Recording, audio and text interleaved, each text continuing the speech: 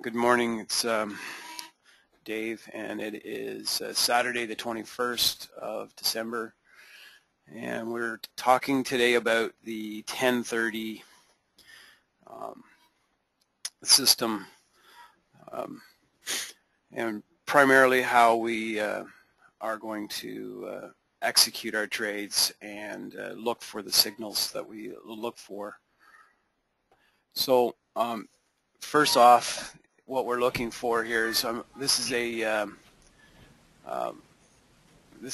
Aussie yen pair that I'm looking at right now, and we primarily start to take our orders in and around after Tokyo close to just about New York lunchtime, and in here we look for three different things. We look for three different types of trades. We look for trend trades, which is a oh, hang on here, guys. I have to pause for a second. I see one indicator that's not on here.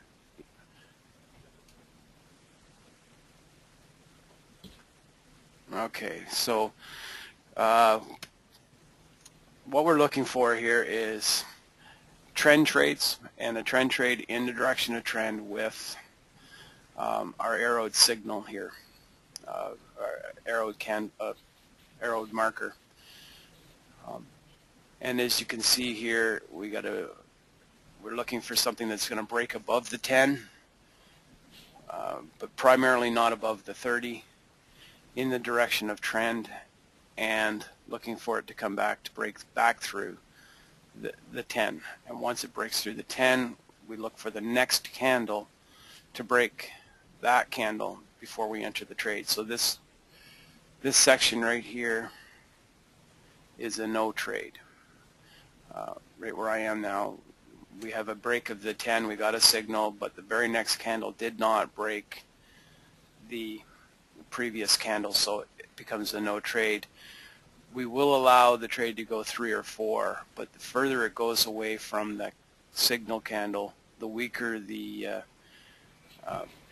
maybe the weaker the opportunity is to get into the trade, or the more risk, in my opinion, it is to get into the trade. So we don't like to go more than 3 or 4. So this is still a valid trade 20 minutes later, though.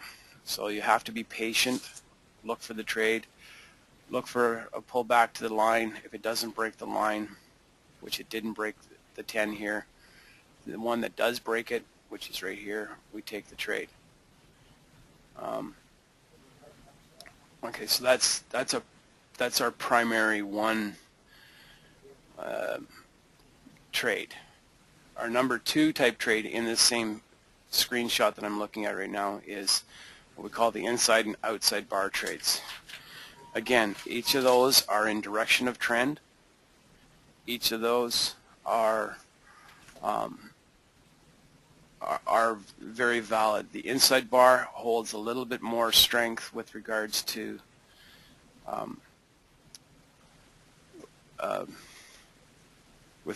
the trades actually coming to the higher probability in my testings anyways, but they both are very solid indicators for.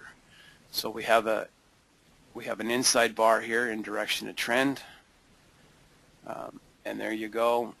We're looking at 10 pips there. We also have another outside bar right after it, again for 5 pips. Here we have an outside bar that didn't work. Well, actually, it didn't work because the next candle did not break. So this is a no trade. This outside bar, the next candle did not break below the outside bar. This is a no trade. Again, same thing. The outside candle did not break below the outside bar. So you can see here that if you really look at it, And I just went back in time to any spot. I can go to any spot and show you the same thing. Inside and outside bars are very, very powerful, and they work.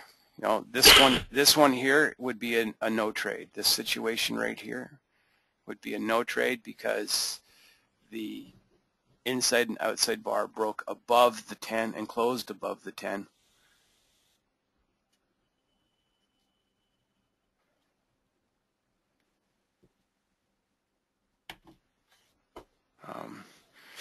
Sorry, I'm going to read that question here.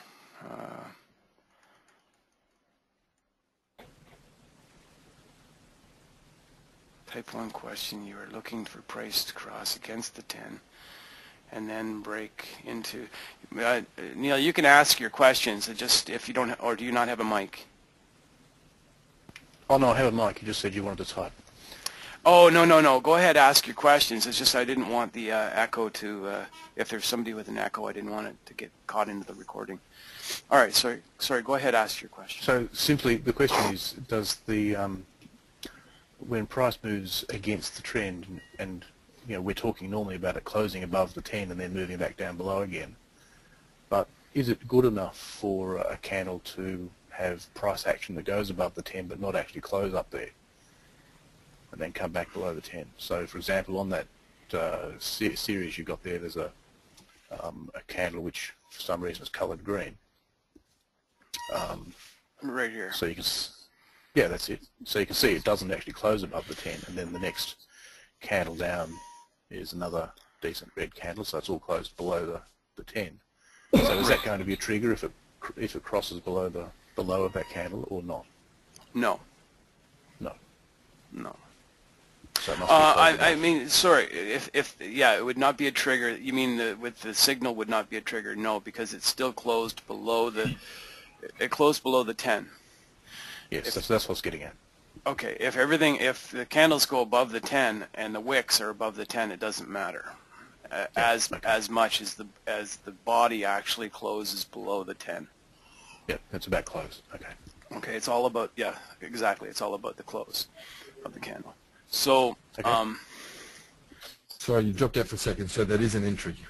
So long above and the close is below, doesn't matter where the open is, whether the open is above or below for this sell trade. This sell trade, no. No, yeah. This would be, to me, in my opinion, this would not be a very solid trade. I probably would not take this trade based on a couple of things. All right, based on the fact that the previous 4 candles did not break below the signal candle. And the other thing is that we're getting into the wiggle. The 45-minute wiggle, it holds about 65% weight. You know, it doesn't hold 100% weight. It holds about 65% weight.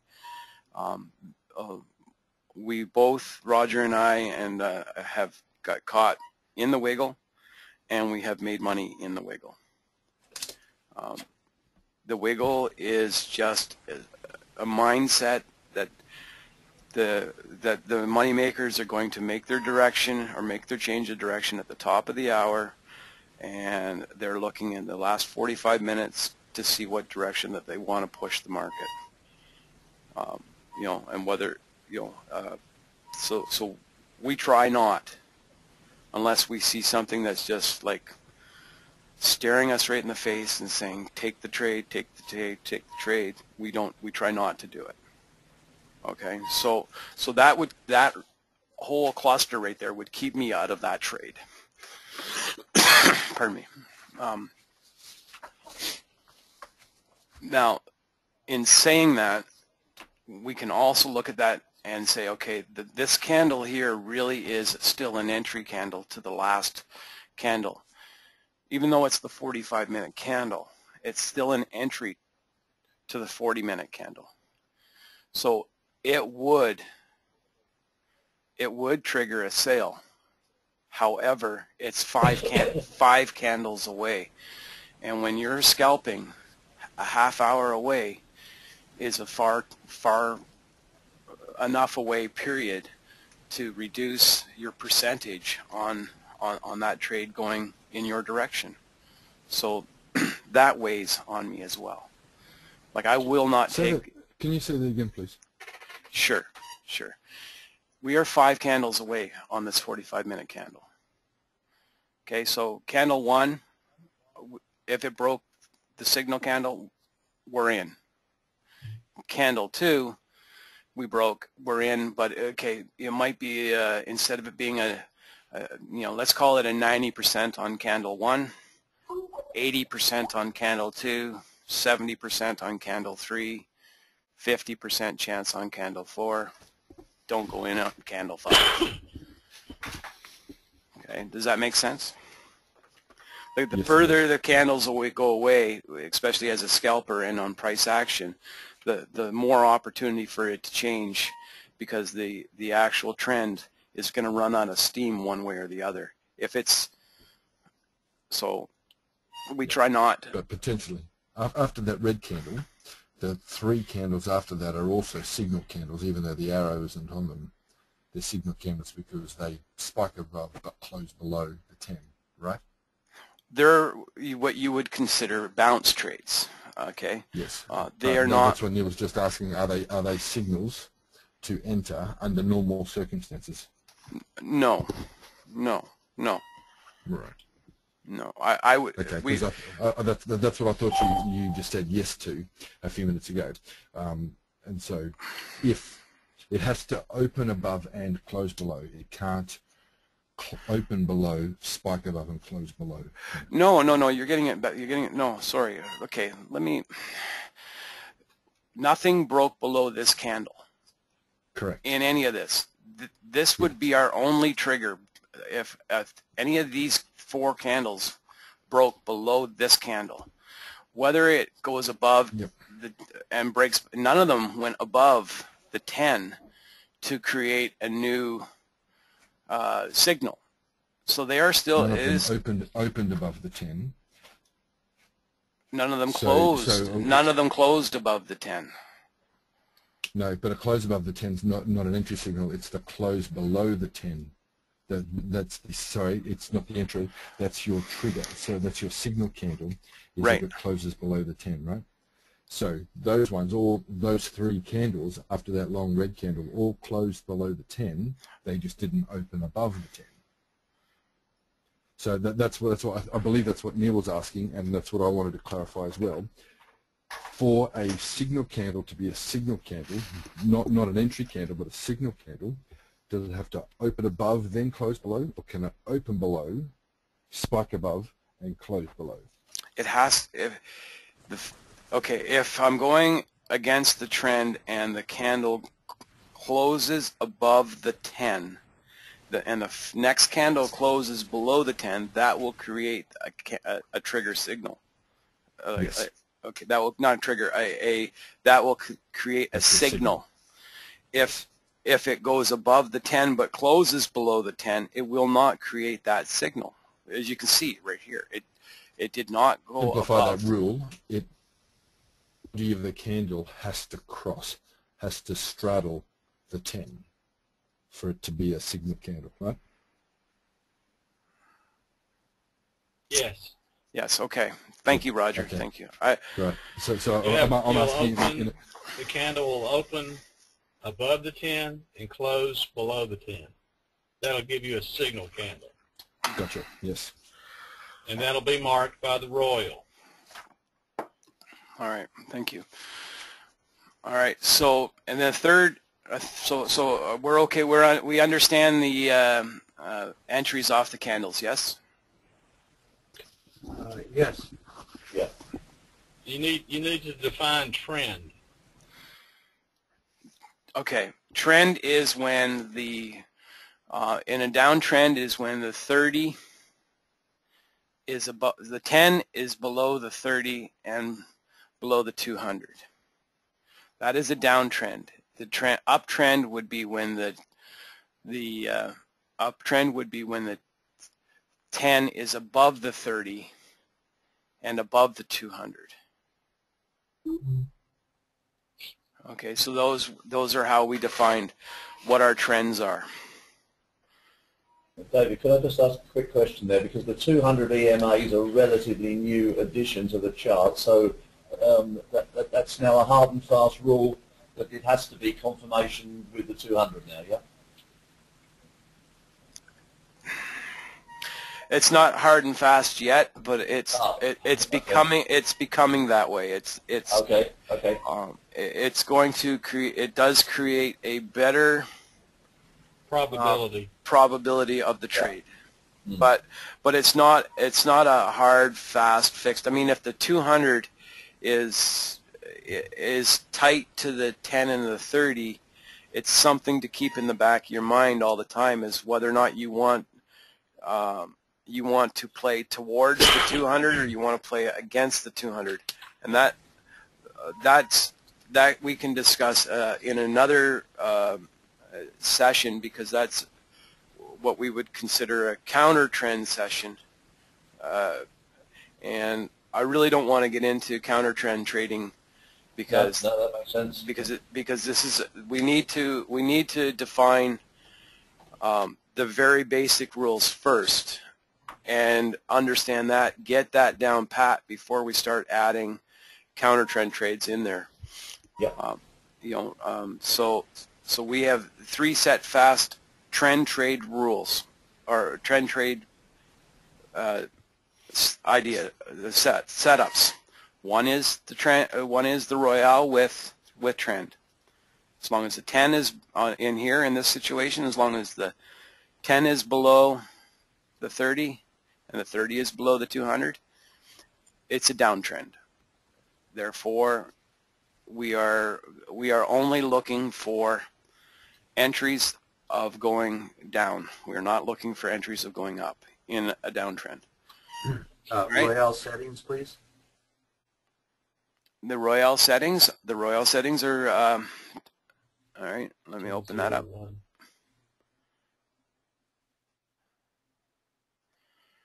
Let me open that up here.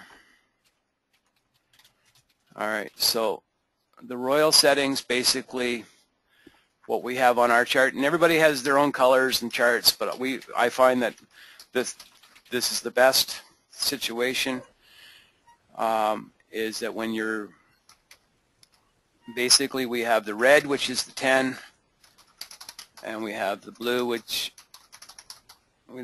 is the red, which is a down, and the blue, which is an up, and that's set to the 10, the very first one, and then we have one set to 30 for the slow moving average. Okay, and we have them, we should set, if you're just going with strictly trend trading, we should set them to true. That way it only shows you the trend trade signals. I know we confuse people by having the true false in there, and I apologize. Maybe we shouldn't do that, but both Roger and I will take counter trend trades. You animals. So, all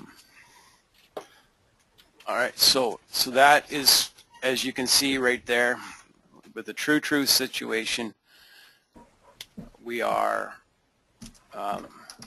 again right here. We have no trade. It did not break. Right here we had no trade. It did not break. Here we had no trade. It did not break. Here we had no trade. It did not break. Here we had a trade. Oops, hang on here. There we are. That last one that you were just on, there was a break after 3 candles. No, come back. This one. Yep. Nope. To your right.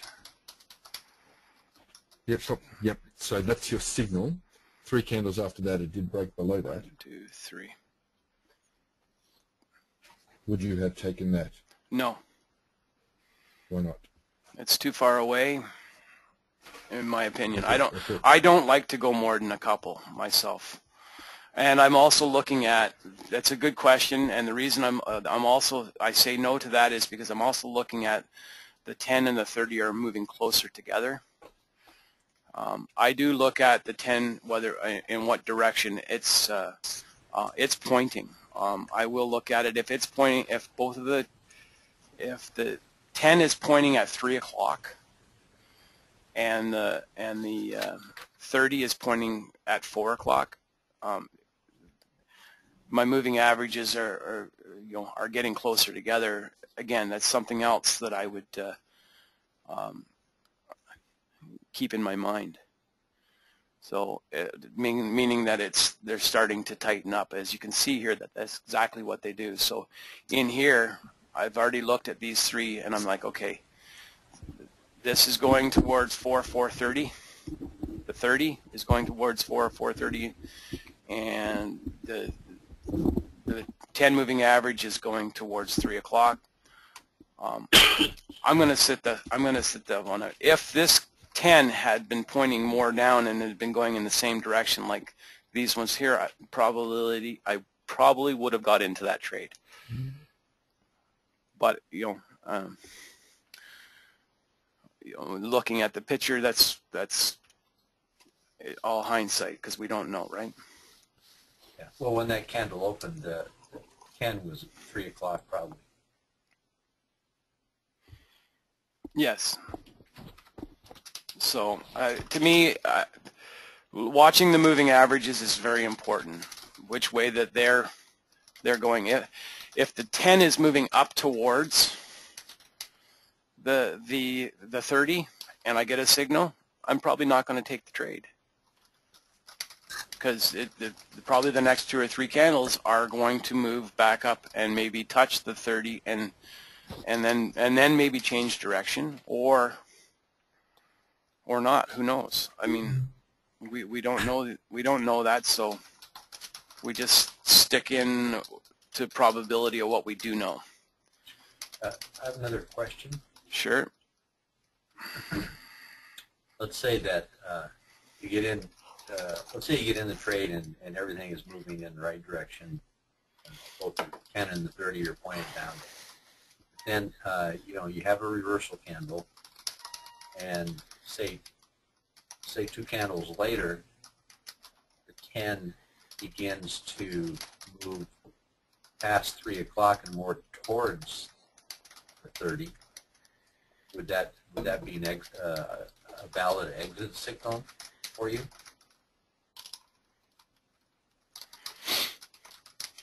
Well, I mean, again, we're looking for 5 pips. We're looking for 4 to 5 pips.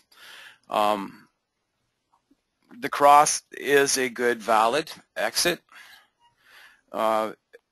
depending on also looking in the rear view mirror and looking at how strong the downtrend was, how long it was, and whether you take a glimpse at a longer time frame, and whether this is where your gut comes into play a little bit, and take the so I guess the answer would be probably yes.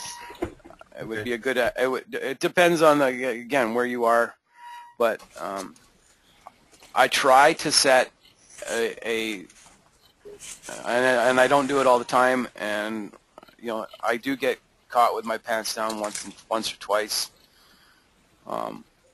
Is where we try to go to the top of the next Ames box, or we try to go no more than 12 to 15 pips away for a stop loss. I unfortunately am still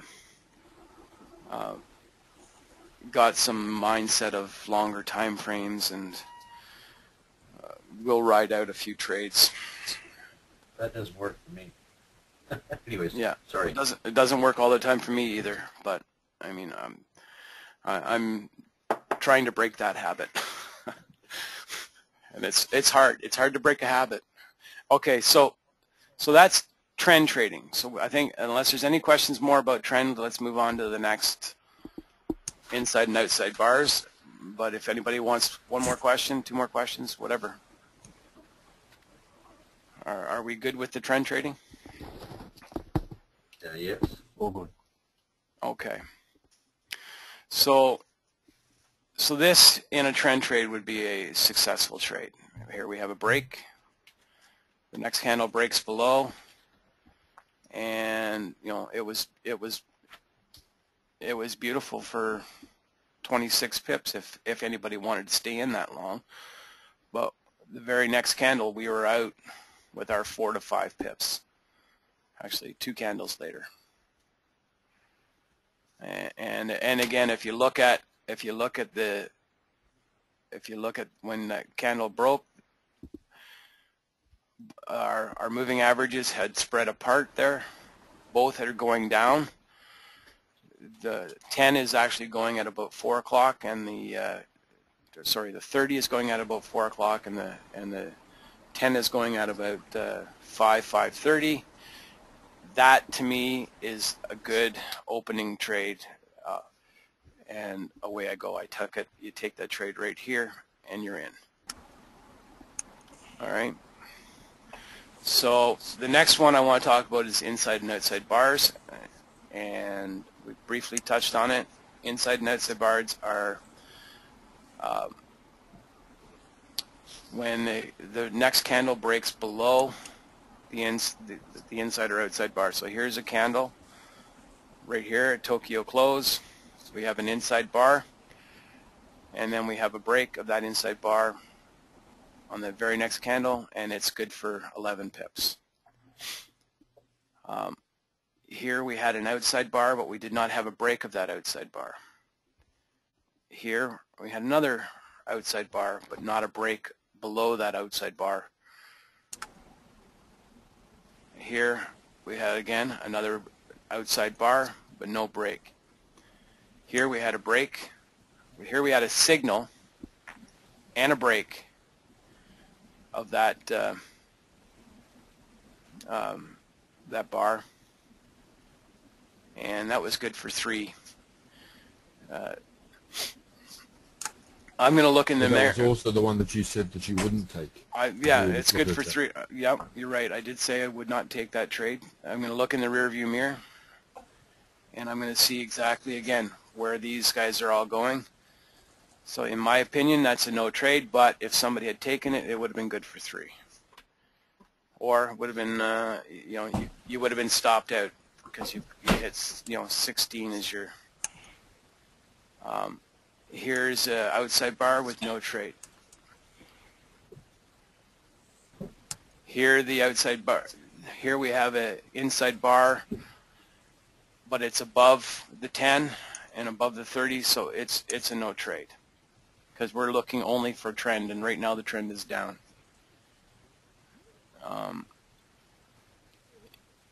Here we're in the wiggle. So we wouldn't take this trade, even though it was a successful trade. Sometimes you don't get them. Sometimes you have to be patient and wait. Here we had a outside bar. That's a good entry, and that's good for your 5. Or if you wanted to stay in it longer, that's good for 11. Here we wouldn't take this one because it's inside the wiggle. All right, so that's pretty much the inside-outside bars. They're very solid. They work very well. The next is what we call the top of the hour trading. Sorry, anybody have any questions about inside-outside bars? Would you cover that that last trade kind of down at the bottom right again? Sure.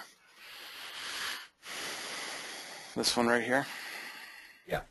All right.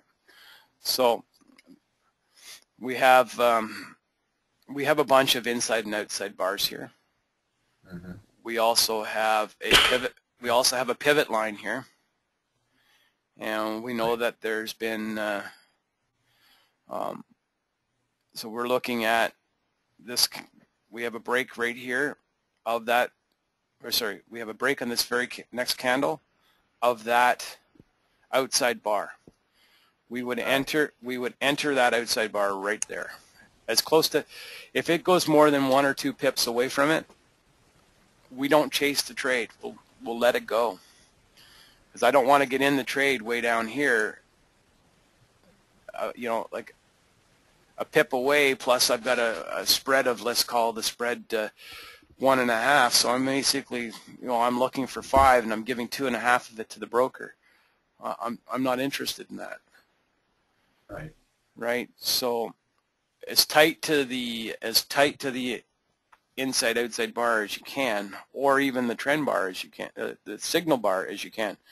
If you miss it, let's hope that there's a pullback and get it in on the pullback of that candle. Okay.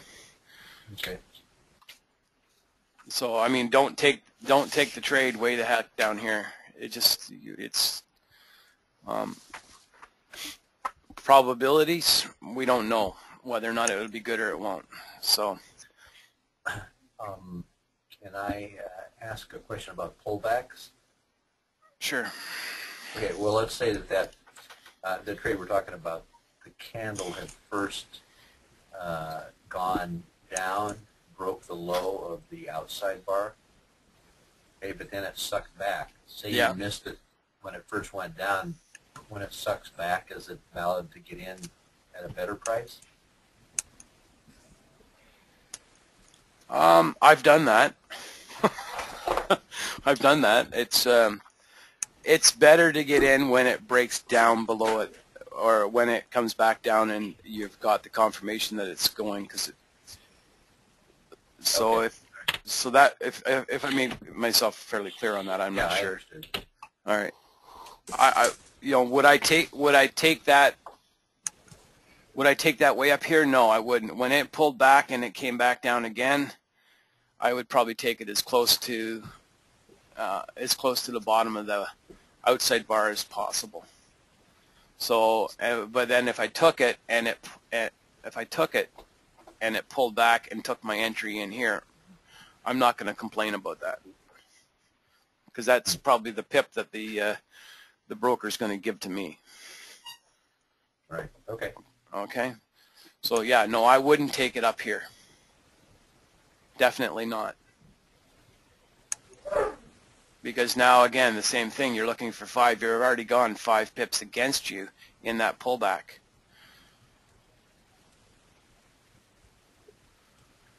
All right. Very good.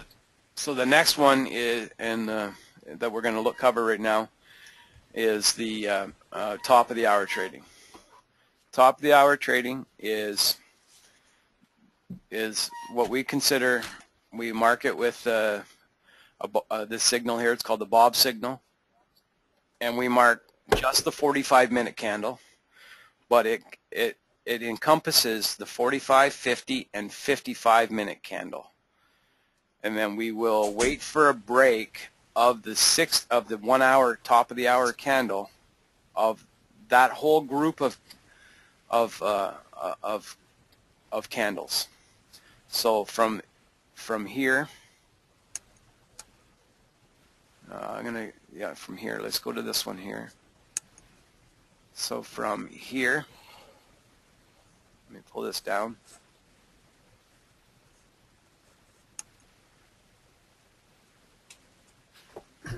To here. One more candle. Oh, thank you. Yes. There you are. Okay, so we're looking at these 3 candles, 1, 2, and 3. When the top of the hour candle breaks that candle, we're in that we're in direction of trend. We're in that trade.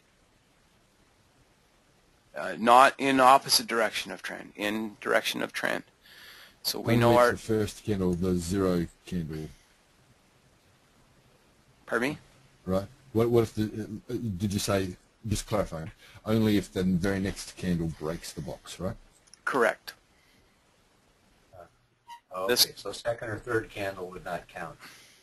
Again, you can still use the same thought process, 1 or 2 candles, but the further it goes away, the less likelihood of the getting in and getting that real quick in and out 5 pip scalp. Okay. Okay. So you know, and we'll move this one down to this one here. 1, 2, 3,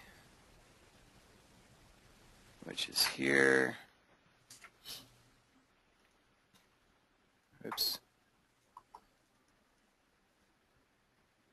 All right, so we have again in direction of trend. 1, 2, 3. The next candle did not break below. It's a no trade. If that inside bar got broken, that would have validated the trade just like normal, right? Correct, but that's not the top of the hour trade. That's Okay. That's an inside bar trade. Okay. Okay, so when we're looking at top of the hour trades, that's what we're looking for. All right. So visually, really quickly, that's we look for those, and we look for those and we scan them real quick within the 55-minute candle. We'll go through and we'll scan all our pairs. Say, okay, do we have an opportunity? Yes, no, it's stuck in the middle. Yes, no, it's stuck in the middle. And then, and like at the top of the hour, I go through my 7 pair in that 5-minute candle. I'll go through them probably 5 or 6 times, real quick. And that's really what all this is visualization, to try and focus on only the things you want to focus on, and that's signal bars, that's inside outside bars, and that's top of the hour trading. We have as long as we understand the direction of trend, and we know what we're looking for. We don't look for dojis. We don't look for spinning tops. We don't look for. I mean, if they're there, they're there, and we understand them. But we're not looking for those as confirmations, or we're just looking for the simple entry positions. That's it. No more, no less. Now, I didn't cover stochastics, and I'll cover it right now real quickly, because stochastics does play a part in our decision, but in my opinion, it doesn't hold it holds probably about 30% of the probability, in my opinion. I mean, I haven't really done a full analysis on it, but if I'm looking at my trend trade, okay, we have one in here. Yeah, we have one right here. Okay, here the very next candle, we did have agreement with stochastics, where the stochastics was pointing down and had crossed over and was heading into back down to oversold territory. All right, is there another one in here? Inside outside bar. Let's look for an inside outside bar entry. Right here. All right. In here, it didn't give me the same results, but I would still have taken the trade. Okay, it's so it's a lagging oscillator. Yeah. It mimics price, and that's all it does. So we look at it, and if it looks good, it holds a small percentage of our thought process to enter the trade, but it doesn't hold all the ground. So what I get out of the trade, it depended on all of those things that I already talked about. It depended on whether or not the 10 was heading towards in direction of trend, or was it heading towards the 30? Was the are the 10 and the 30 separating or getting closer together? Are we caught in a are we caught in a price trap situation, which we really don't even look at that much either. But because we'll look at, for an example, we'll look at this cluster right here, and we know in this cluster that nothing has happened in a probably a 20 pip range here. Well, 14, 18 pip. Nothing has happened in that range. So we're looking at that. We do look at that. Say, okay, something has to break one way or the other soon, and is it going to break in direction of trend or break against direction of trend? So that's kind of why there's no signals in there as well. So, okay. Any questions? On that subject, you did something to your Royale with cheese indicator there. You have no blue arrows at all on that chart now, and I can see instances where you should have some. He has it on true, where it'll just take trend trades, which means the 10 will be below the 30. Now you'll get over to, you should have, no? No. I don't. There's some instances on that chart there where you should have blue arrows. Scroll to the right a little bit there. The other right. There you go. Bring it over that way. See, there's one right there. There's a, yeah, here we go. See the 10's above the 30 here? That's a trend break right there. So when you have it set for 10 is a fast moving average and 30 is a slow, the 10 will have to be above the 30 before it'll mark.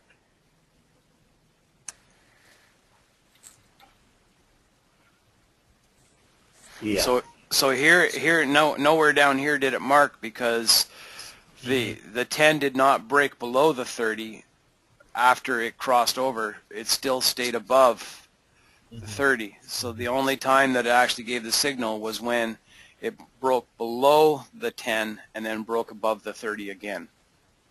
Oh, okay, I see why. Yeah. All right. Yeah. Now, if you have that on true false, yeah, you'd have a lot more signals. It'll mark the break of the 30 and the break of the 10. Yeah, you have a lot more signals. Yeah. What's the okay, version 2. All right. I was going to ask what the version was for current version for Chief Royale. So there you go. That's the only version we have. Okay. So there you go. There's true false. Yeah. But then just further over there, of course, you've got the 10 breaking the 30, haven't you? About 3 candles over from that signal. From this signal. Yeah, that signal there. 4 candles over, the 10 breaks the 30 then, doesn't it? No. It never dropped below the 30. No, I'm saying the moving average is crossed there. The 10 goes above the 30. Yeah. Sure, and we got the signal, but we got the signal here. Yeah, I know. Yeah. Okay, you don't take it. Yeah. No, because again, we wouldn't take that until it's here. Yeah, I'm with you. Yeah, okay. But again, I mean, to save all, it's like learn to walk before you learn to run, right? Yeah. So true. Yep, okay, got it. All right, so let me just change that. Oops.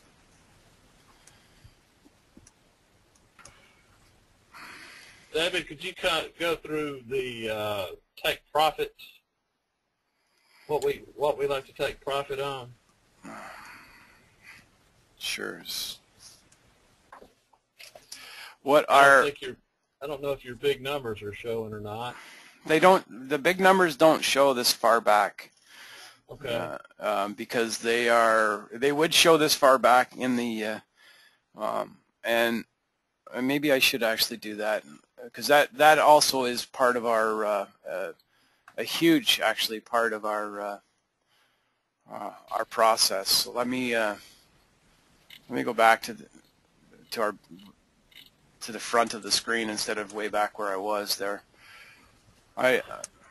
So in here we have our big numbers situation. Let me shrink this down a little bit. We have the 0, 25, 50, and 0, 75, 50, and 25. We will look for our trades based on. Did I set that right? Yeah. We will look for our trades based on that for our take profits. Primarily, we're looking at support and resistance lines, and we're looking at Tokyo channel, which is the Tokyo channel here, and we're looking at session highs and session lows. And the session high and session lows are drawn out by these the Ames box that we have here. And if, for an example, let me see if there's a valid trade here. Yeah, well, this is actually a valid trade. Sorry. Pardon me. So this is a valid trade here. This one here. The next candle did break above it. Sorry, I was on this one here. This is a valid trade. I'll go to that one in a second. This candle did break above it. We would be looking for our take profit to be at this Ames box here. 5 pips. Which marks a previous swing high or swing low. Which marks the previous swing high or swing low, correct. So basically we're looking at 4 pips there, and we're out. All right, and for our stop loss, we're looking again at the next swing high, swing low in the opposite direction. So we would be looking at a 9 pip stop loss on that. You know, you can do it at a 5, but you want to give it a little bit of room to grow. So yeah, your Ames box on the entry would still be down the 9 pips, but after that break and the close of that candle, your stop loss would be basically at the low of the signal candle. Right. That's how it turned out. But that wouldn't have marked until this the break candle had closed. So you would bring your stop loss up to that. Right. So you'd set your initial stop loss to here, and then once this had broke, and it was gone, you would move it to here.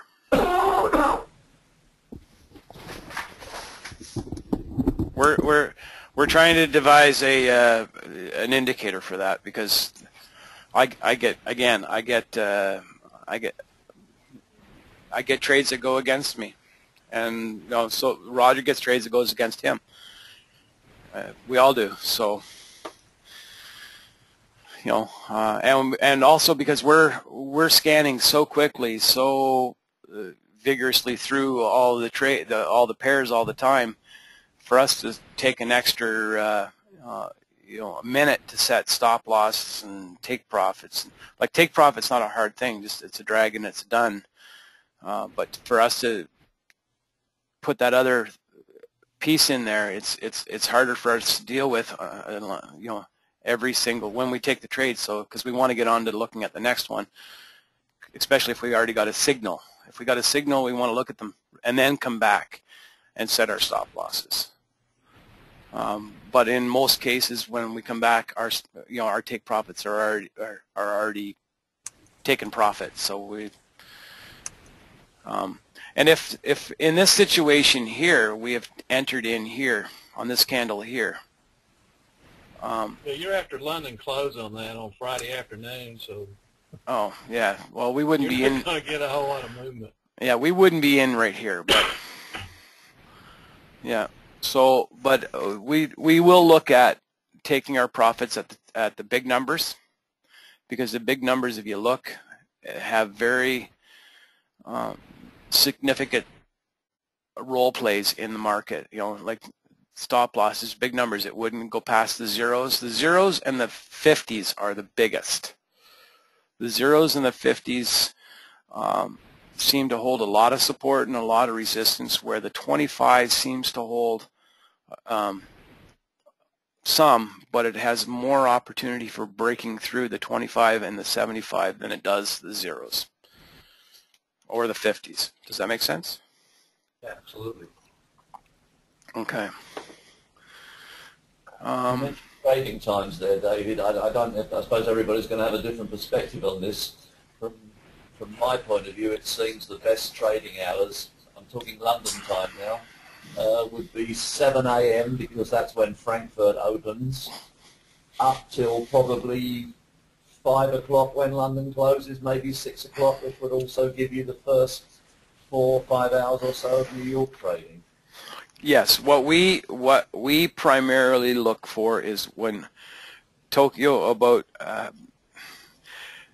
before, when there was lots of volume, we were getting in at London Open. But because there's not lots of volume, we've moved that forward to Tokyo Close. A little bit after Tokyo Close, we start seeing, the London players are done their morning tea. They're done reading their newspaper, and they're getting down to business. Tokyo's going to sleep, so we're all good. So that's kind of what we look at. We will start there, and we will go to just after London close. So about New York midnight or New York lunchtime. And then from New York lunchtime to 2-3 o'clock, you might get the odd trend trade, but there's not a lot of volume after 2 o'clock New York time. Not just as an FOMC day, there's not going to be a lot of movement, is there? Yeah. So that's kind of our realm of what we like, yeah. where we see most of the signals. And define Tokyo close? Tokyo close to me is 5 a.m. my time. Let me. It'll be 4 a.m. for you, Daryl. Okay, so about two hours after London Open. Yeah. Yeah, 3 hours after Frankfurt, 2 hours after London. Yeah. Ah, okay. So let me pull it up here. Let me refresh this. So basically, there's Tokyo close there. Like, as you can see in here, from London Open to Tokyo close in this day here, there's not a lot of volume. No, not much. Right? Okay. So it really, London has the most liquidity and volume anyway, doesn't it? Of all the major trading areas. yeah. So basically, we're looking at 15 pip trading area there, Yeah. where from Tokyo to we've got 53, 54 pips so far. What's on the screen? Massive in the afternoon that day. Yeah. So, but that's you can go back and look, and that's most of the time. That's a good percentage of the time. And there's an hour right in here where we get absolutely nothing, and that's about 6:30, 7 o'clock my time, where we call it the dead zone. It will only move maybe 10 pips in total, in any direction, and that again is pretty. It's pretty solid. It's not 100%, but it's up there. It's up there 70% of the time. There is that dead zone hour where there's absolutely That'd be considered London lunch. It might be, yeah. It might be, but it's about well, it's about 5 o'clock my time, so on my chart it's around 12 o'clock London time. Yeah. So The London traders don't take lunch as it happens, but anyway. But as you can, as we look here for an example, the what numbers are these? You see these channels here. The 25 and the, I think that's a 0. 50 and the 75. You know, like the 50. You know, it could not break the 50. Yeah. You know, oops. Let me close that. You know, like they just hold so much power. Like, I mean, up to here. Once it broke it, we're good to go.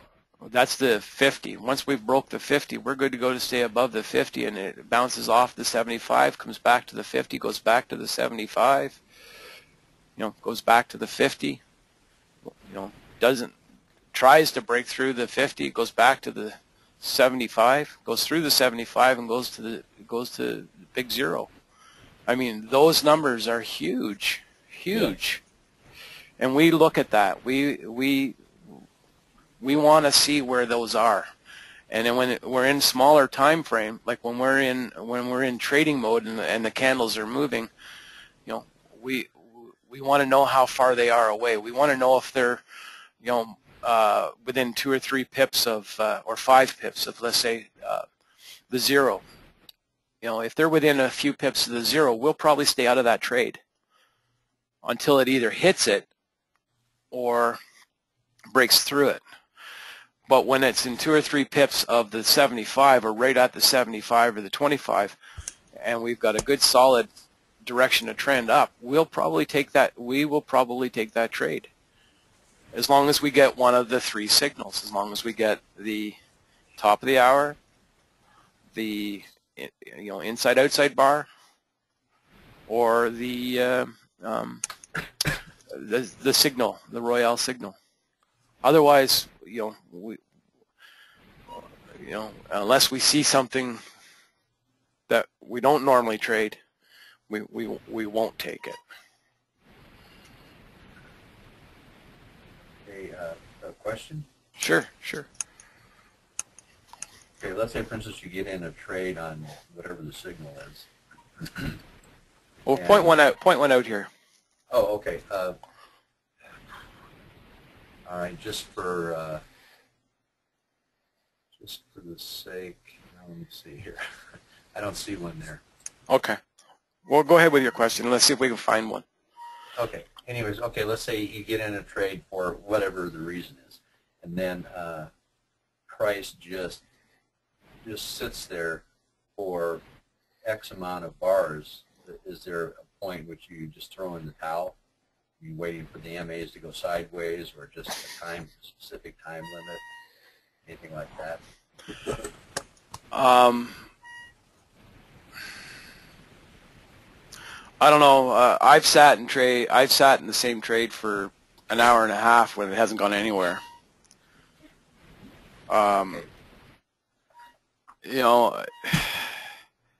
So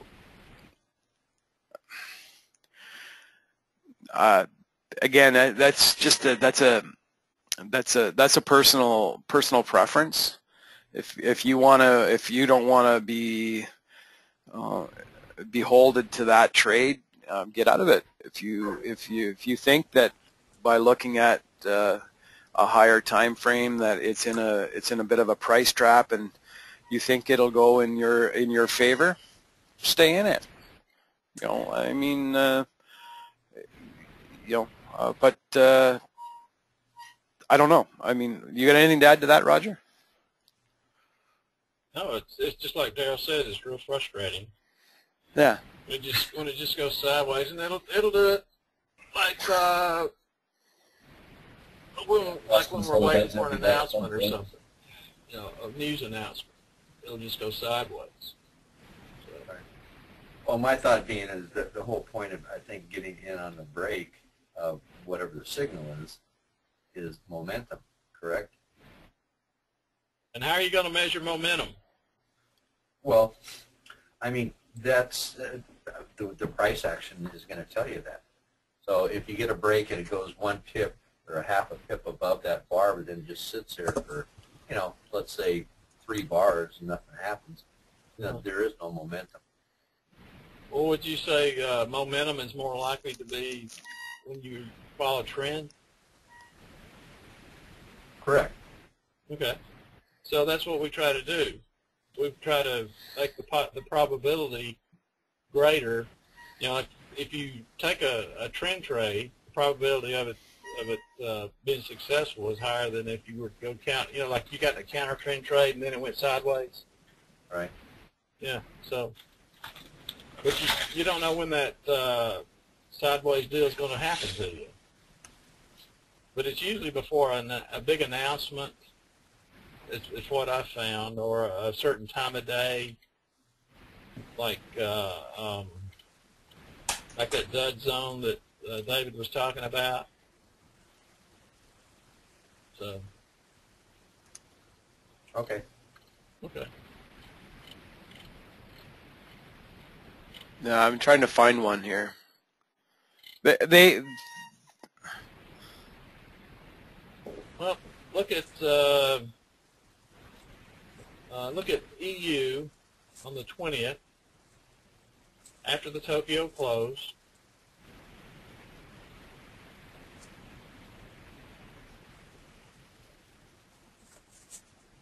You see, it just kind of goes sideways there. But there's no, there's really no. There's no signal here for us. No. Well, right before the wiggle, you get a long signal and a break, but it reverses on you immediately. So. Well, here's one here. Right? You get one.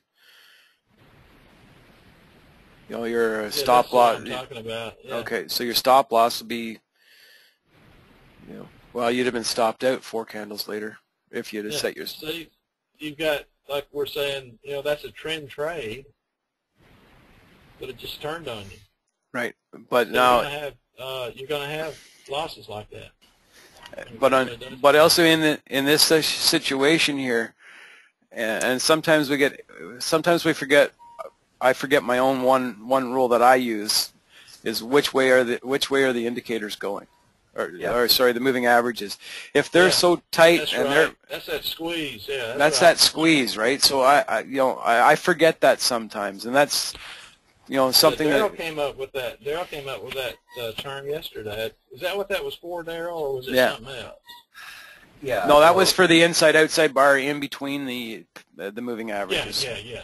Okay. All right. Sorry. Squeeze zone.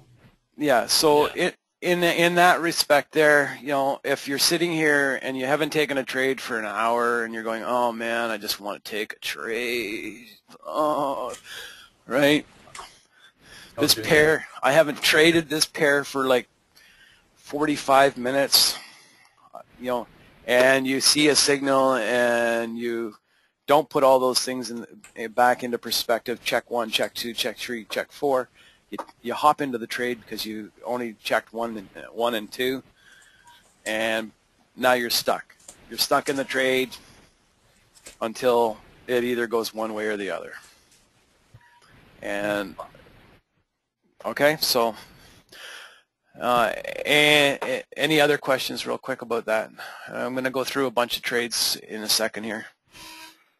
Well, I mean, I like the idea of once you're in the trade, the stop goes to the other end of the signal candle. That's what you said, correct? No. No, because sometimes you'll get stopped out on that real quickly. Oh, okay. I misunderstood. You try to find the swing, the previous swing. Yeah. Okay. Unless you've got your 200 at moving average is like 50 pips below that swing or something like that. It gives you a lot of room. So. Yeah. So here's an example of what we're talking about here. We would take this trade here was a solid trade. London close, it's above. We would take that trade there. We'd be sitting in that trade forever. But where would we put our stop? Our stop would probably be on that trade there. Where was that trade? Right here. like a stop would be the next. You gotta swing low a little bit right before the close. Yeah, right there. Right there. So that would be our initial stop loss. Okay. Okay. It wouldn't be this candle. Like it would be the bottom of the next swing low, or just below it, because sometimes it'll come down and trying to. We would not put it way the heck down here. And we would be stuck. We would be stuck in that trade. That's a primary trade. That's exactly what we were just talking about. Look at that. And, like that London close. We got into that trade. It's it's done nothing. Nothing. Oh man, it's so painful. But we're in the trade. And there's not a pip up, and we're down 3 or 4 pips. What do? You either say, you know what, I don't want to look at it anymore, get it off your charts, or you'll hope for the best. Can I answer that? Roger that. Okay. All right. So I'm gonna go. Oh, well, you didn't mention pivots. Talk about that. Pivots. Well, pivots, support and resistance are also. We have you guys have that on your indicators that we've supplied you guys. We got that from Lou, and they seem to hold some pretty serious ground as well, because if you look here at S1, there's a lot of it bounces off the S1 down and up. Pivot lines, we like them if they break them. We get a signal and it's close to the pivot line, it'll break it. But again, look at the pivot line here. It broke through it, it came back, it stopped at it, it came back, it stopped at it, it came back, it stopped at it for the rest of the day. It just did not want to. It just did not want to break below that pivot line. And support the resistance, the same thing here. It came up to R1, it stopped at R1, came back. Finally, it broke through R1 and then went up to the big numbers, and then it came back, and it came right back with a vengeance, right back to the pivot. We don't study for those because they are but when we're close to a pivot or we're close to a big number, that's when we really start paying attention to them. We don't measure out and open up our charts to go wider and say, oh, okay, well the next pivot's 20 points away, 30 points away. We won't measure that unless it's really quiet and slow and we have nothing's going on. Then we'll look for stuff like that. But again, that's not part of what our main focus is. Our main focus is just purely our entries. Is it in trend? Is it a signal? Is it a top of the hour? Is it an inside-outside bar? And how far away is it from the big number? How far away is it from the support and resistance when we're close to it? Otherwise, it's business as usual. Any other questions? Anybody? Any? All right. Well, if you do, just holler out.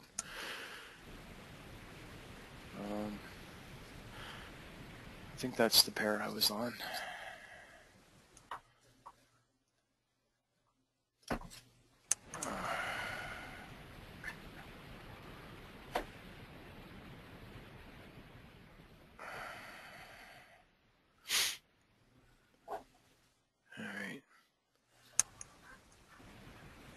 So let's let's go back here a couple of days. All right, and let's refresh that. Will I get it? Yeah, all right. And we're gonna start right here. So we've got there's refresh. All right, so there's New York midnight, F12. All right, London Open. There were some good trades in London Open there, but all right, so here we are, Tokyo close, and we have a signal bar here. I don't know if you can see it right here. It's underneath the, unfortunately, so we have a signal bar here, and our first trade is a successful trade. We're in, we're out of it. Our stop loss would be the previous swing low, which would be 8 pips. But we're only looking for 5. We got our 5. We have the pivot right there. So that's a beautiful trade. Okay, and then I move forward again, looking for the next trade.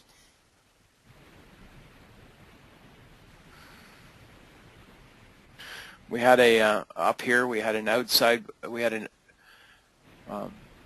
outside. Sorry, we had an inside bar there, but again, it was counter trend, so we didn't take that inside bar.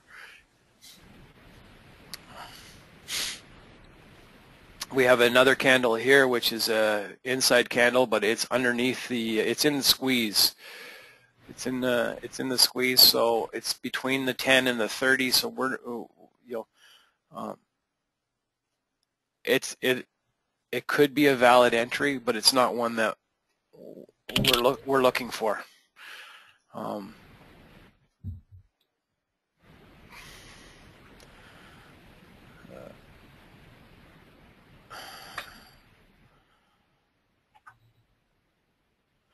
you guys are all sitting there going, look at all those pips we're wasting. Look at them all. Look at them all.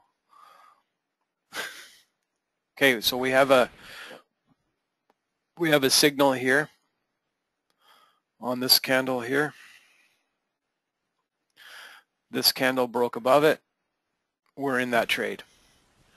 That's a trend trade, signal off the Royale. Aren't your MAs closing up a little bit there? No, they're both going up. This candle here, the MA is going up. One candle back, yeah, but one candle back,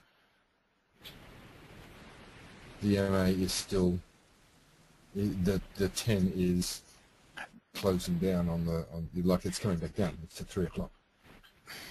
Sure. Okay. This is pretty wide for me, so I'm still okay with the trade. I mean, it's a decision. It's a decision trade. Yeah, you're right. It's down a little bit, but if we've got 5 pips to go. I'm only the distance. We got 5 pips to go. I'm only looking for 5 pips. I'm in that trade. Sure. I'm in that trade. And I would have got in. Oops. I'm in that trade, and where's the candle on that one? I'm out of it on this candle here at 5. I got my 5. The one thing I do is I automatically drag. As soon as I take the trade, I automatically drag up for my take profit. That's one thing I will do because it's quick. I can just do it quick, move on to the next candle, and then go back and worry about my stop loss. Maybe it should be the other way around, but I might get more pips that way. But,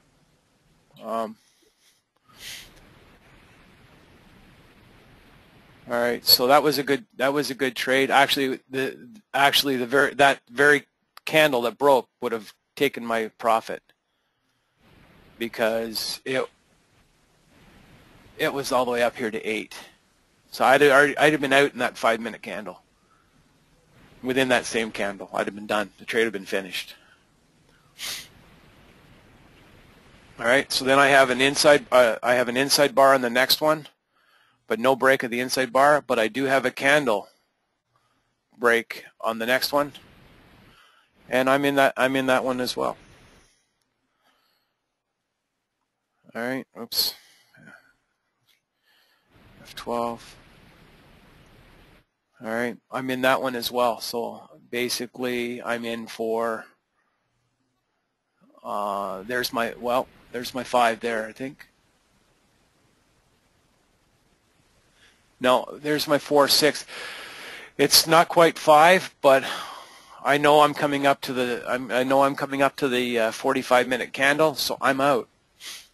I do look at my clock with regards to the candles. I will make sure that so I'm out. I'm out with 4.5 because I know the 45-minute candle's coming. I know the wiggle's coming and it will move around. So I'm out. I've taken my 3, my 4 before the wiggle, and I'm out. All right. Sorry, go ahead. Exit a losing trade because you're entering the wiggle. If it's in direction of trend, no. Okay.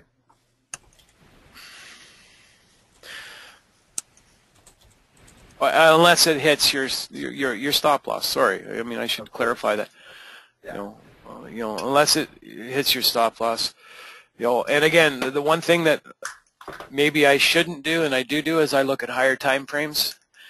And I should stop doing that. I should go no more than a 30-minute time frame. But I look at all 5. I look at 5-minute. I look at I'll look at 15 to 30, the 1 hour, and the 4 hour. And I'm going down. I shouldn't do that, but I do. I find that screws me up too. You know what? In 3 or 4 of my trades in a week, it does. But in the overall scheme of things, it gives me a good direction. I have 3 or 4 or 5 trades a week that will just will bite me, and then I'll look at it will just bite me. Hey Lou, how you doing, buddy? You can talk if you want. If you have a question, you could have talked. It's all good. But have fun. David, how do you analyze the higher time frames? Do you look at the same moving averages on them, or do you just look visually to get an idea of pivots, recent high support and resistance? Recent high support and resistance. I don't look. I do look at the all my MAs and everything that's on the 5-minute is on every time frame, but I hold less credence to them in longer time frames than I do with looking at support and resistance levels. However, stating that, on the 15-minute, this is a good system as well. For longer term trading, it's a good system. The only problem is your probability of false entries become a little bit higher. That's all. But if you're willing to wait them out and put higher stop losses or put further stop losses in, then they work out beautifully. And don't take 3 or 4 of them while you're in it. I mean, you can add to trades if you want, but I mean, I have looked at the higher time frames, and it does work. The signals do work well on them, especially the inside and outside bars on a 15-minute. They seem to hold a lot of strength. And the Royale works well on the 15-minute as well. But it's all point of being patient. Okay. I have to pause for 2 seconds. I have to, if you guys give me 2 seconds. Roger, if there's any questions that you can answer, well, I just have to run upstairs for a second. Okay. Sorry about that, guys. I'm back. All right. All right, so moving forward, does anybody have any questions so far?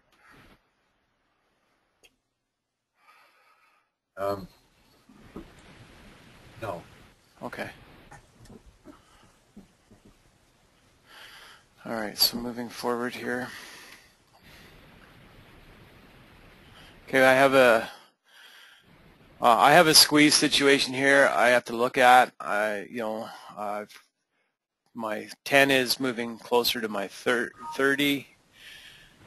Both my 30 is going up to about 1 o'clock. Well, actually not quite, maybe 2 o'clock. And my 10 is coming down, so I'm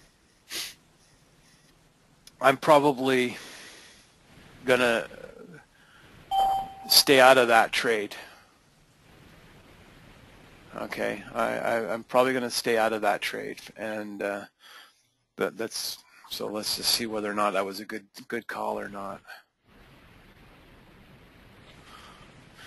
So, because we did have an entry, we did have a break above it.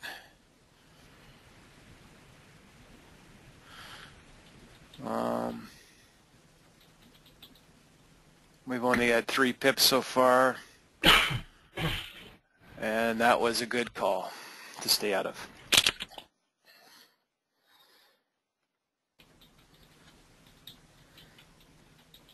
Okay. Everybody see that? Yes. All right. I guess I should have deleted all of this stuff off of here. I apologize that all that stuff's in the way. So now we go take coffee, relax, and scan 10 other pair. Okay. Do you ever use the currency strength meter that's on there? I do. I don't. Again, I don't look at it regularly. I do look at the top 2 or 3, but I think that's just there for somewhat of a visualization. If one is on between 1 and 8, and 2 and 8. Otherwise, I don't pay a lot of attention to it.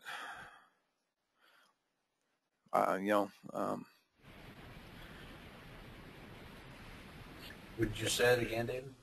I said the currency strength meter. I could do without it. It's some people like it, but it's not something that I hold a lot of credence to. I will look at like the number 1, like for an example here, CAD and the pound in here. I will look at those, and then if it's a pair that I trade, when I'm looking at it, I'll look at the strength meter. If it's 5 and 6 or 4 and 5 and 6, which are all very, very tight, I look for price action instead of the strength meter. Does that make sense?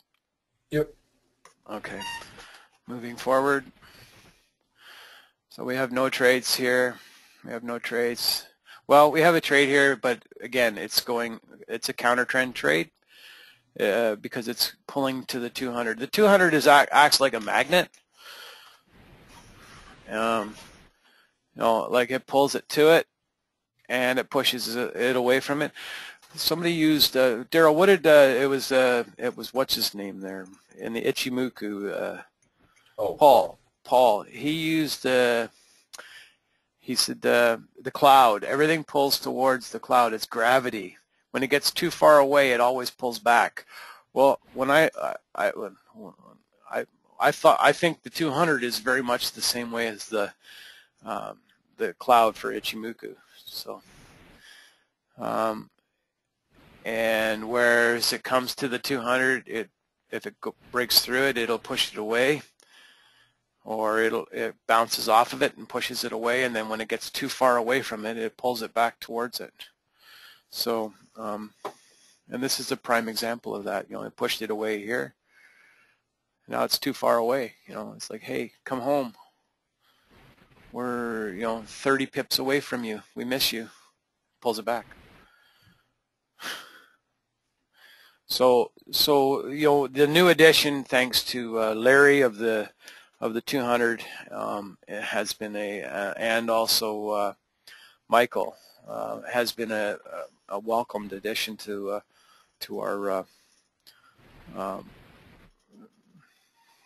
our views to looking at this. It helps. It helps. So. Okay, we're getting we've got a coming back into trend direction, so we're going to start looking for signals here. We're going away from the 200. The 10 is now across the 30, so everything is pointing in the right direction for our trades. And we have a signal right there. And we're in that signal. We're in that trade. We're in that trade at the We're in that trade at the break of the whole candle, including the wick, and we're out of it the very next candle. We're out of it at the next candle, but primarily we would actually be out of it at the big number if it was a 0 or if it was a 50. We would not be out of it if it was a 25 or a 75. We would wait and see if it broke it, or take our 5. Like if there was 5 to be taken, we'd take the 5, or if the big number was there and it was a 0 and a 50, we would get out with our 3. Okay. Questions? No. Okay. Yeah, so far. Good. Good. All right. So that was that trade there, and we have another signal here, just after London close. So let's see what the next candle does. Doesn't break it, but it creates an inside bar for us. Doesn't break it. We're not in that trade. We're out of it. We now have another break of another signal candle here, though, and it's entering a wiggle. So it's still a solid trade. It's still a valid entry because the candle was prior to the wiggle candle, if you wanted to take it. However, I only take a very small percentage of any trades that enter into the wiggle. Roger will take more than I will, and you know, I just haven't. I just look at that as a smaller percentage of probability. So do I want, you know, and that's not what I'm looking for. So sometimes I go into it depending on what I see. And what I see with regards to this market right here is that it's kind of going sideways. So would I get into it? No. Okay. So that's what I'm looking for. And can I comment on that particular trade, Dave? Sure. Okay, so the signal candle in this case, when that signal candle closes, looks like the 10 is actually going the wrong way and creating a squeeze effect. Okay, so it's 10 scrunching back down towards the 30, and the fact we're in consolidation, I'd probably opt out of that one myself, based on what I've learned here this morning. Right. So I'm looking at that candle there. It is actually going at about 3 o'clock. Okay, so there you go. There's going at 3 o'clock. So yeah, you know, and this one here, if you're looking at this one here, the where are we here on the candle? Yeah, there. If we're looking at this one here, yes, you're right. The 30 is moving upwards. So it's one of those ones where it's a judgment call. It's not a solid probability entry trade, so I don't take it. It's one I'm not in. All right, but we can move on. Can I ask Roger? Sure. Yeah. Yeah, on that particular trade, would you have been in that? No. Okay. It's after London close. I don't trade after London close. Okay. Disregarding that fact, that was the proper time frame. Yeah. Yeah, Okay. if it was over during New York or something like that, I would take it. Okay. All right, and he would have been successful. All right, because there's the entry. There's his 5. But he'd have been cursing and swearing, going, man, oh man alive, it's sucker's not going in my direction. Why did I get into it? Would the damn thing start to move? You know everything we hear every day, right? And you'd be kicking the dog, right, Roger? I got to go shave the dog's butt. Anyway, sorry. Okay, so that we just went over. I just went over the Royale entry trades there. All right, I didn't go over any inside and outside bar trades there because actually I did not see any. Well, there's this one here.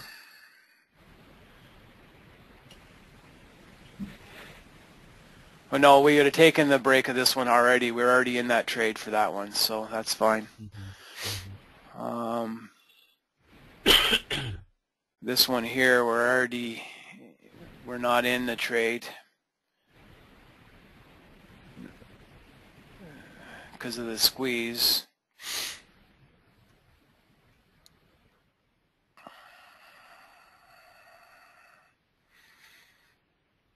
This one here is an inside bar, but we're at a big number, and I don't know what that big number is because I don't want to go forward yet. Oh, it's the 25. So we're in that trade, actually. Well, we already entered it here and took our money there. We wouldn't get in that one because this one didn't break it. This one here, it's a 25. See, this one here is a good. This one here is a good example as to whether or not you want to. Again, it's a judgment call, but it's, you know, here you're at the 25. You got a signal that broke above there. This candle did not break, so it's a no trade. This candle didn't break. All of these candles going to it didn't break, so it's a definitely no trade. All right. Top of the hour trade. This was the top of the hour trade right here. All right, so there's your 45-minute candle. Let's just pull that on there. It would be there. Oops, oh, pull it down. Go to there, and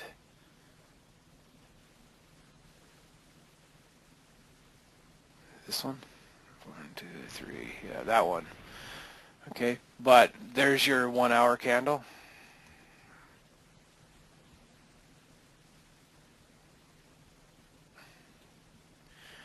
It didn't break it.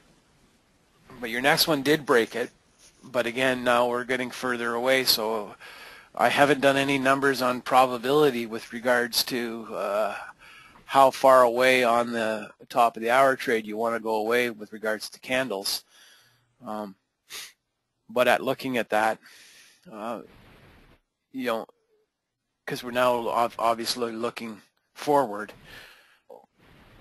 we see that that would have been a long, drawn-out trade to get any kind of pips. So the further it gets away from the top of the hour, or the further away it gets from any signal, the less probability, in my opinion, that it is.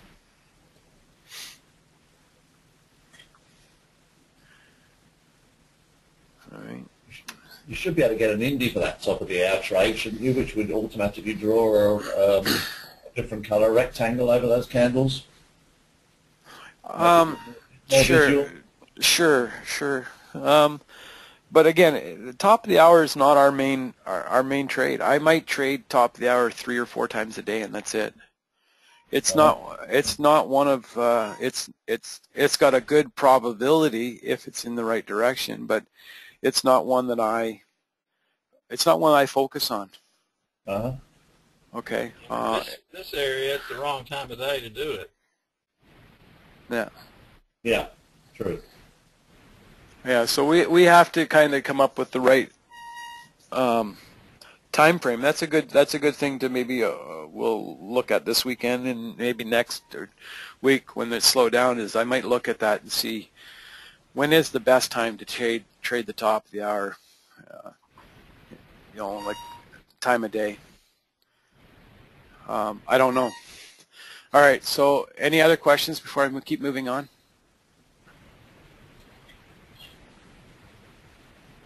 No. Okay.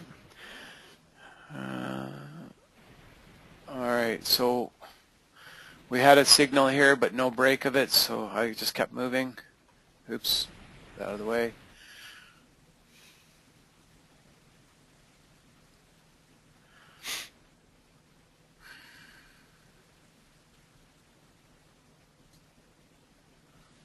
All right.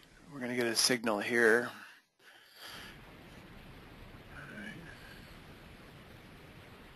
All right, we have a outside bar here.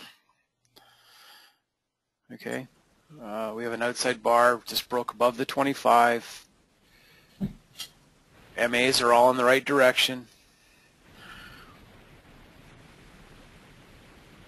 We did not get a break of it on that candle, but we did. Oh yes, we did get a break of it. I apologize. It was on the line. So we're in the trade. We're in the trade.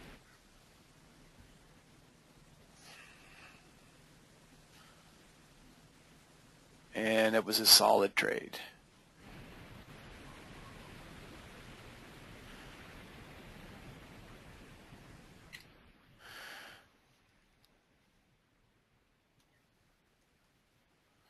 I've been known to do this, and sometimes it's good things, and it wouldn't work for you guys in the States, but I would enter again on this other outside bar. So now I would have 2 trades in there.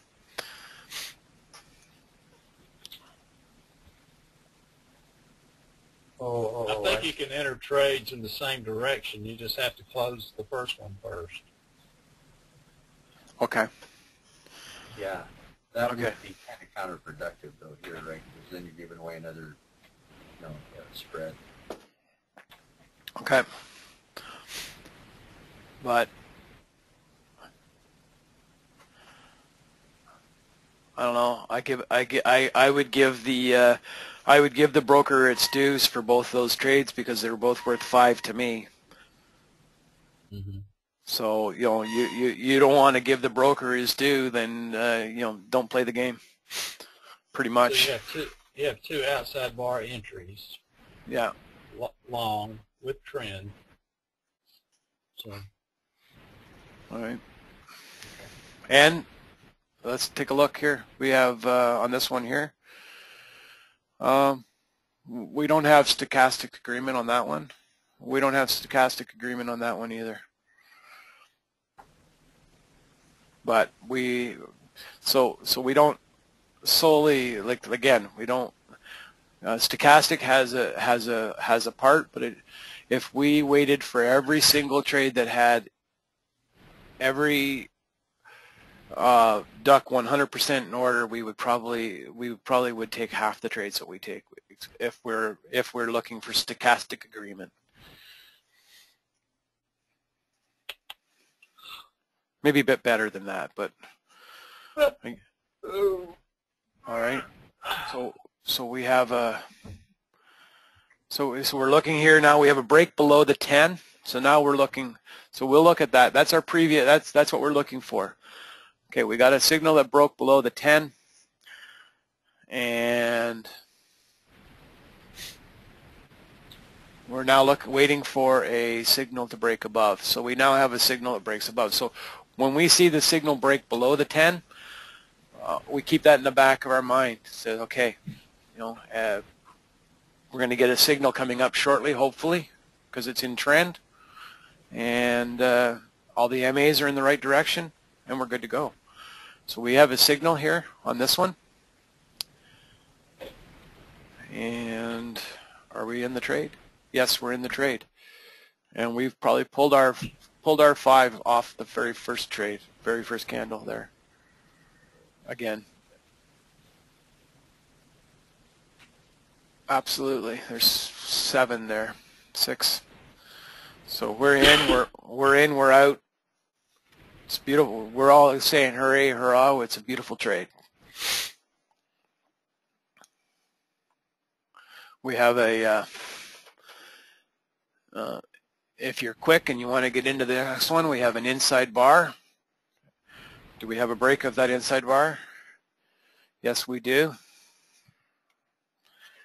And there's another entry right there, inside bar. And that's good for 5. We're getting into the wiggle. We're out. Actually, it was good for 4, I think, if you got into it right away. 3.8.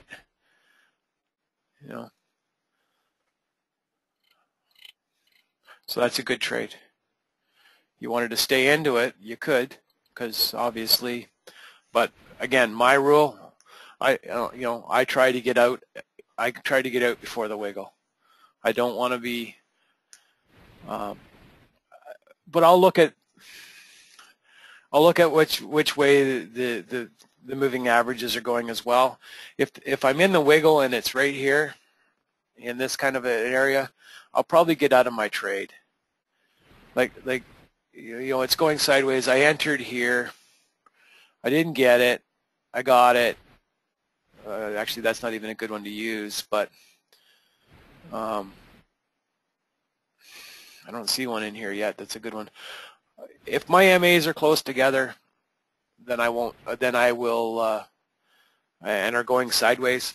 I'll get out of it with my 2 or 3 or even 1. I don't care as long as I'm ahead of whatever my fees are. So if I look at my, if I know I'm ahead of my fees, I know that my spread is a 0.5, and I need to get 1.5 so that I even get 20 cents. I don't care. I'm out. Otherwise, if both my MAs are screaming at 1 o'clock or at noon, or I'll probably stay in the trade until I get my 5. If I get and I have had a few of them where they've gone 7 and 8, because I've kind of pulled the take profit way up high. Again, based on looking at other time frames, sometimes I do that, and then I'll put trailing stops in, and they work. But again, that's not the system that I'm trying to teach right now. I'm just trying to show you the very basics of the 1030 with trend trading, inside outside bars, and top of the hour. Okay, so we're done trading here for this session. Let's move on to the next.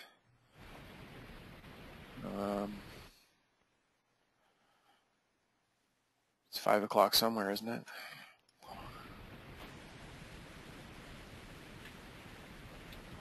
New York midnight.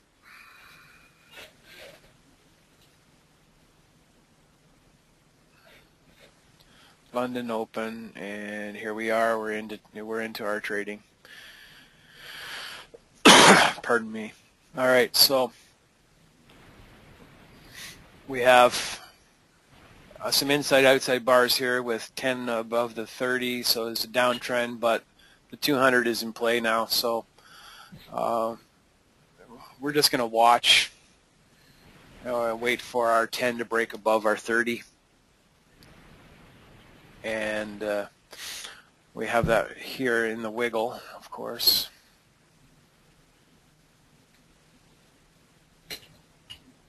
We have a signal now. We have everything in the right direction. We have a signal. This is where we will look, and we will measure real quick, because this is a big number. This is a 50. So we're looking for a bounce, but we're also looking for an entry far enough away to get our 5. And that's only 2.5. It's a 50, so it's a big number. So probability is, if you want to take it, it probably will hit the big number, but you're not going to get your 5. You might only get 2 or 3. So that's a pivot, David. Oh, is that a pivot? Oh, it is a pivot. I apologize. I thought it was I got to change the colors of my pivots. Oh, there's the 50 way up, the 75 way up there. Yeah. You're right. I'm sorry. I was wrong. Me bad.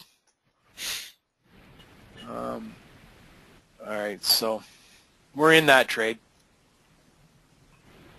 Seems how it's a pivot. David, is your broker 4-digit or 5-digit? 5. 5. We're in that trade. This is one of those sideways trades where we're wishing we were the heck out of it already. All right. We took it. We're sitting here for 5, 10, 15, 20, 25 minutes so far. 30. 35. Now we have, where's our entry here? Is there.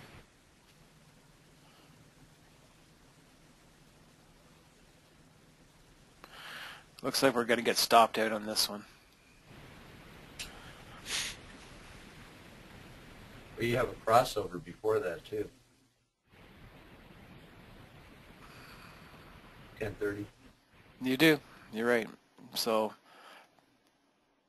that's where you should be getting out of the trade, so that you'll only have a less than a pip plus your spread hit from the. All right, Tony. See you later. If you've already, unless you've already left. All right. So that was a loser. We had one loser so far today. Jeez. It happens. All right. So New York Open. All right, we have an MA changing direction now, bouncing off the 200. Look at that beautiful thing bounce off the 200. That's a news candle.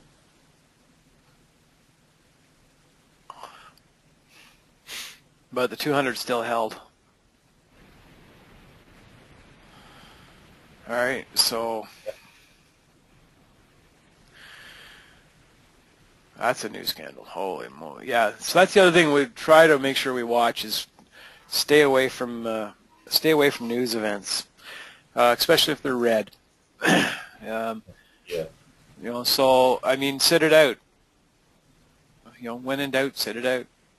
I mean, there's always other pairs that could be traded that won't be affected by the news. You're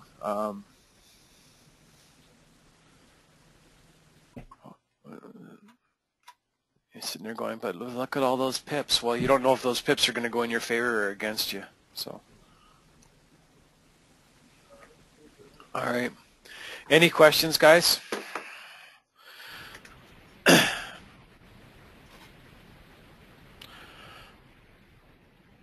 open the floor. Anybody? Yeah, David, would you say that this seems to me this kind of trading lends itself much more to having a broker that's got like ECN, doesn't it, rather than a spread? I mean, on some of the spreads I've got, I mean, I can't trade some of the pairs that you do because the spread is more than the 5 pip profit you take. Right. Well, I mean, you've got low spreads, and what are you paying? Sort of $7 round trip commission, I suppose, as well, aren't you? So I have both. Okay, so I have both. But I do find the ECN to be a little bit better. However, stating that, they're really not that much difference. I mean, if your broker has a fixed $7 or a fixed $10 and a low spread, that's fine. But I mean, if your broker has a fixed spread of $15 and and a low spread, it's the same difference as just going in with a standard account. And on the standard account, my rule of thumb is if it's over 2 pips, I tend not to trade it because I don't want to give the 2 pip spread plus the $7 because that's now a 3 pip spread to the broker. Yeah. Right. You'd have to look at that. You'd have to weigh them out and see which is actually better. Yeah, in my broker, I mean, what do you trade that I can't trade, like AJ and things like that? I've got 7-8 pip spread on that. I mean, does your broker offer an ECN service? No, I don't think that one does, but there's plenty of brokers out there that do. So right. Yeah. Then you've still got to factor in probably what are our ECNs? Roughly $7 round trip. Is that what they generally charge? Yeah. They're all different. I mean, there are some that are lower, but then have higher spreads. But there's also, I believe there's a little bit less slippage with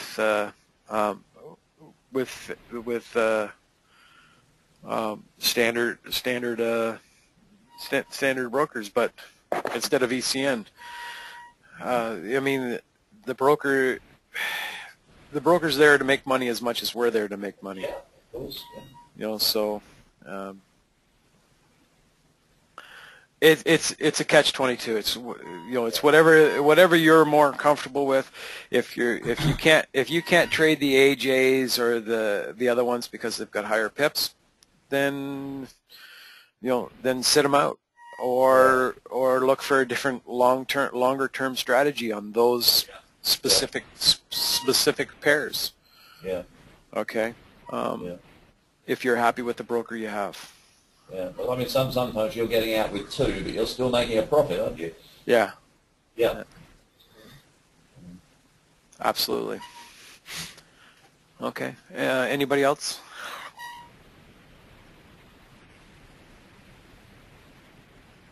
Roger, was there anything I didn't cover that I should have covered? You're just doing trend trading, right? Yeah, just trend. Okay. All right. Well, I think that's enough. Yeah. Walk before you run. Yeah. Right. Well, I'd like to say thank you, David. I've got to run now, but it's been very interesting. Yeah. Well, I think I'm pretty much. Giving up your time. No, guys, I'm more than Roger and I are more than happy to help everybody. It's all about learning, and it's all about the camaraderie and working together.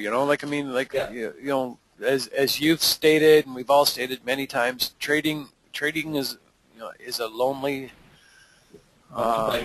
occupation, and what we like to do is try and if we can teach you guys something and it increases your probabilities of your trading, it helps us sharpen ours. Like, by me coming in here and doing this, it helps me to put into better concrete my rules Rogers rules. Yeah. And you know, makes me more accountable to do this every day, day in and day out, in the room. You know, and that brings forth a solid outcome for me. So, as much as you know, you guys appreciate it, so do we. I mean, because it helps us to stay on our game. Okay, so I think I'll stop the recording now, and so hopefully everything here was good. I will post this in the room for anybody that wants to review it. And then I guess I've got a couple others I might post in the room later today as well. All right, so I'm now going to end the session, and you know, if anybody has any questions, please don't hesitate. Drop it in the room. Send me a private Skype, or even email me. I don't care. All right, everybody have a good day.